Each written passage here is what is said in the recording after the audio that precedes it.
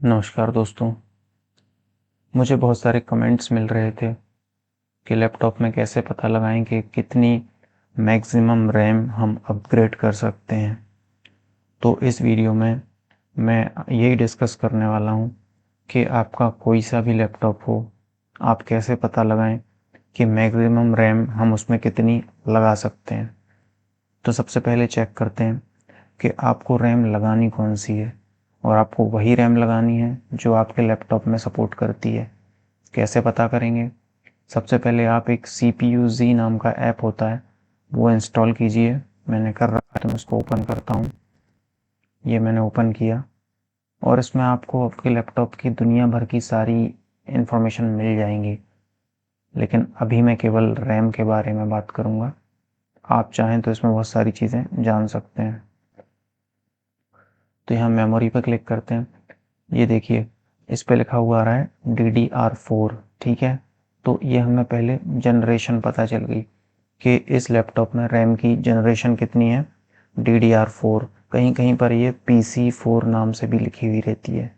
Now next चीज़, task manager में जाइए। टास्क मैनेजर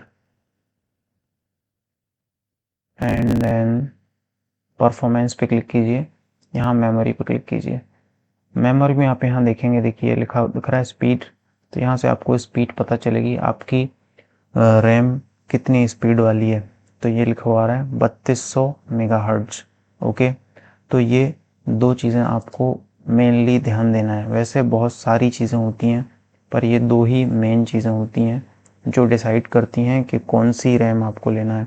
तो DDR4 या PC4 जनरेशन होना चाहिए रैम की, और स्पीड होना चाहिए 3200 मेगाहर्ट्ज। ये आप चेक कर सकते हैं अपने लैपटॉप में। नाउ नेक्स्ट क्वेश्चन कि कितनी GB तक की रैम हम लगा सकते हैं।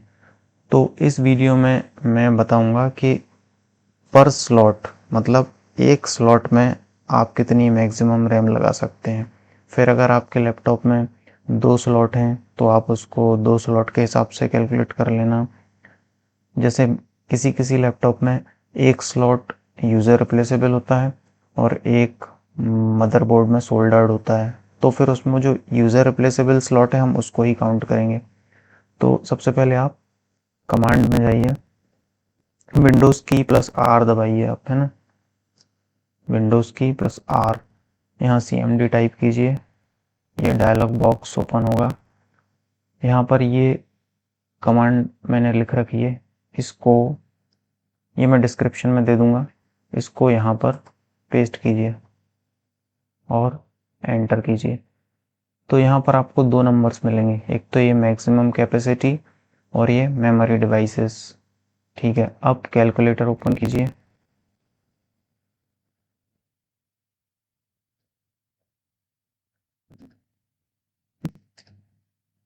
और कैलकुलेटर में ये जो नंबर है इसको पेस्ट कीजिए यहाँ पे। अब इस नंबर को हमको 3 बार डिवाइड करना है। एक बार 1024 से, देन अगेन एक बार 1024 से, देन इस नंबर से जो आपके लैपटॉप में जो भी ये लिखा है। जैसे मेरे लैपटॉप में 8 लिखा हुआ आ रहा है, आपके में जो भी लिखा है उससे। तो भी मैं करके बताता हूँ। सबसे पहले इसको करेंगे डिवाइड 1024 से, एक बार और करेंगे 1024 से, नाउ अप करेंगे 8 से, इक्वल कर देंगे। तो ये नंबर आया 16। और ये नंबर क्या है? ये वो नंबर है कि एक स्लॉट में मैक्सिमम कितने GB रैम आप डाल सकते हैं। तो मेरे लैपटॉप में कितना निकला? 16 GB। मतलब मैं अपने लैपटॉप में एक स्लॉट में 16 GB तक रैम फिट कर सकता हूँ। और यहाँ आप ये हिस्ट्री में भी देख सकते हैं, पहले उस नंबर को 1024 से डिवाइड किया, फिर अगेन 1024 से डिवाइड किया, देन 8 से डिवाइड किया। ओके, तो 16। तो इसका मतलब क्या हुआ, मैं फिर बता देता हूँ कि मेरे लैपटॉप में एक स्लॉट ही यूज़र रिप्लेसेबल है, तो उसमें मैं 16 GB तक मेमोरी फिट कर सकता हूँ। तो अपने लैपटॉप की मैं अब टोटल कैपेसिटी अगर निकालूँ तो कैसे निकलेगी? मेरे लैपटॉप में 2 स्लॉट हैं, एक स्लॉट मदरबोर्ड से सोल्डर्ड है, उसमें 4 GB रैम है, तो वो तो 4 GB फिक्स है। दूसरा स्लॉट यूज़र रिप्लेसेबल है, उसमें मैं मैक्सिमम 16 डाल दूंगा, तो 16 प्लस 4 टोटल 20 GB तक मेरे लैपटॉप में सपोर्ट कर सकती है। और मेरा ये i3 11th जनरेशन का लैपटॉप है। तो आई थिंक अब आप भी अपने लैपटॉप में पता लगा सकते हैं, कोई सा भी लैपटॉप हो आपका, कि कितनी मैक्सिमम रैम आप सपोर्ट कर सकते हैं। और बस यही सब था इस वीडियो में। अगर आपको समझ में आया हो और थोड़ा बहुत क्लैरिटी मिली हो तो कमेंट में बताना, वीडियो को लाइक करना एंड चैनल को सब्सक्राइब करना।